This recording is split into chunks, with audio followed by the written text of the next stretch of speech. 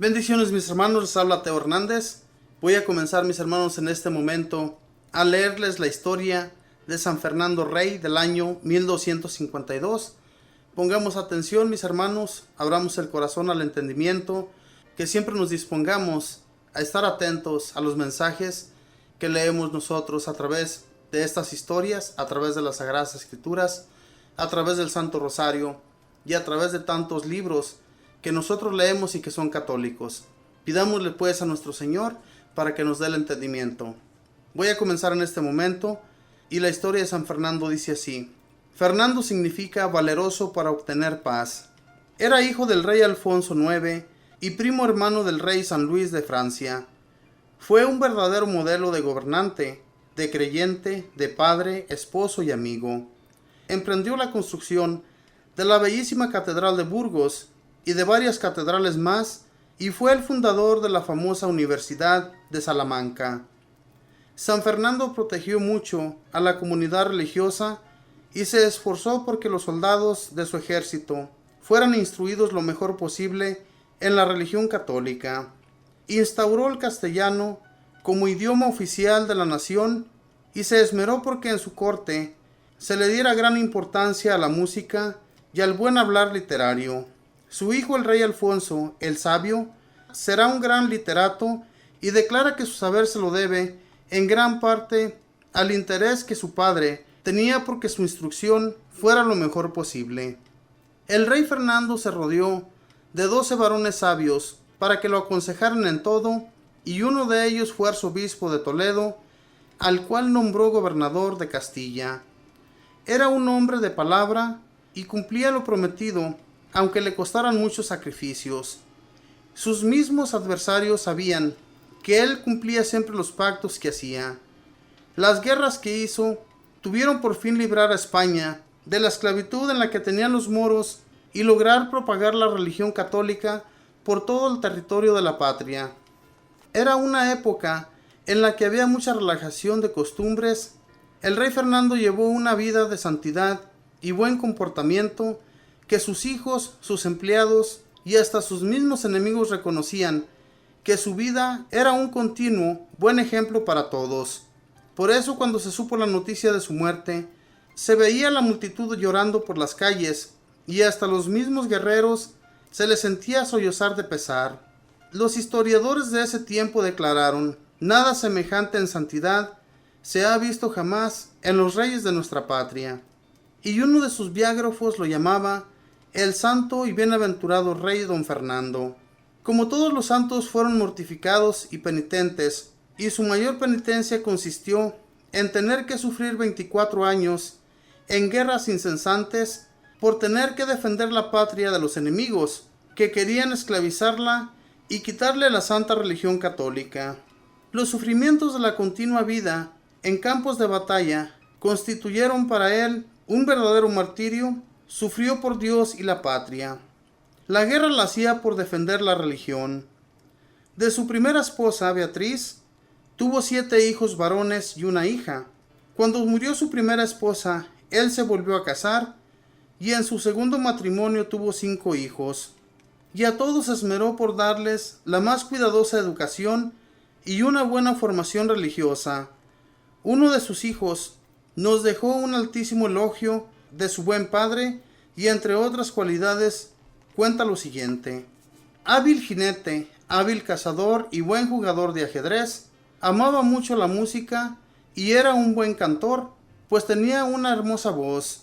Apoyaba mucho los conjuntos musicales y él mismo compuso canciones a la Virgen María. En su charla era muy ameno y apoyaba mucho a los artistas, especialmente en la construcción de hermosas catedrales. Antes de contraer su primer matrimonio, pasó una noche entera rezando, pidiendo a nuestro Señor que bendijera su nuevo hogar. Reprimía fuertemente las herejías, para que no lograran engañar al pueblo y no les quitar la verdadera fe a los sencillos. En sus cartas se declaraba: caballero de Jesucristo, siervo de la Virgen María y alférez del apóstol Santiago. Sus guerreros decían que en algunas batallas que dirigía San Fernando, les parecía sentir por los aires al apóstol Santiago protegiéndolos. El Papa Gregorio IX lo llamó atleta de Cristo y el pontífice Inocencio IV le dio el título de campeón invicto de Jesucristo. A quienes le preguntaban por qué pasaba muchas horas sin dormir rezando, él les respondía: me quedo sin dormir para que Dios los bendiga de tal manera a ustedes que pueden dormir tranquilos. Propagaba por todas partes la devoción a la Santísima Virgen y en las batallas llevaba siempre junto a él una imagen de Nuestra Señora y le hacía construir capillas en acción de gracias después de sus inmensas victorias. Este gran guerrero logró liberar de la esclavitud de los moros a Úbeda, Córdoba, Murcia, Jaén, Cádiz y Sevilla. Para agradecer a Dios tan grandes victorias, levantó la hermosa catedral de Burgos y convirtió en templo católico la mezquita de los moros en Sevilla. Aborrecía las murmuraciones y las malas conversaciones y repetía: le tengo más horror a una lengua murmuradora que a un ejército de moros. La muerte de San Fernando es una de las más conmovedoras de la historia. Sintiendo llegada su última hora, se hizo acostar en el suelo sobre un poco de ceniza, como penitencia por sus pecados. Se hizo colocar una soga al cuello, como si fuera un criminal. De rodillas pidió perdón a todos por cualquier mal ejemplo que les hubiera dado. A sus hijos les fue dando santos consejos para portarse bien.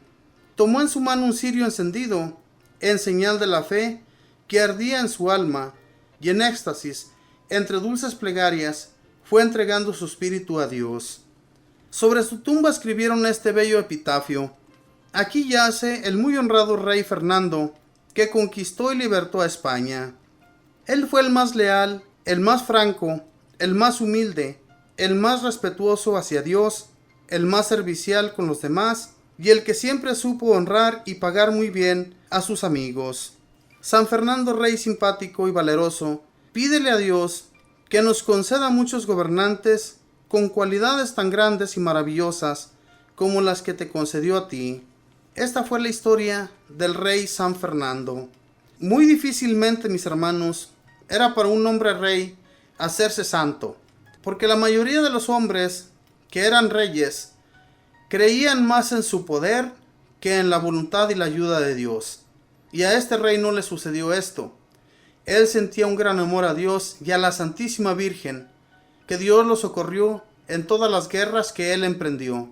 Guerras forzosas para él, porque defendía la religión católica en España. Religión que se ha estado acabando, se ha estado destruyendo en esos países europeos. España, que fue uno de los países más católicos. Es una tristeza que podamos ver cómo se han ido acabando, cómo se ha ido opacando la fe de los católicos. Es triste, hermanos.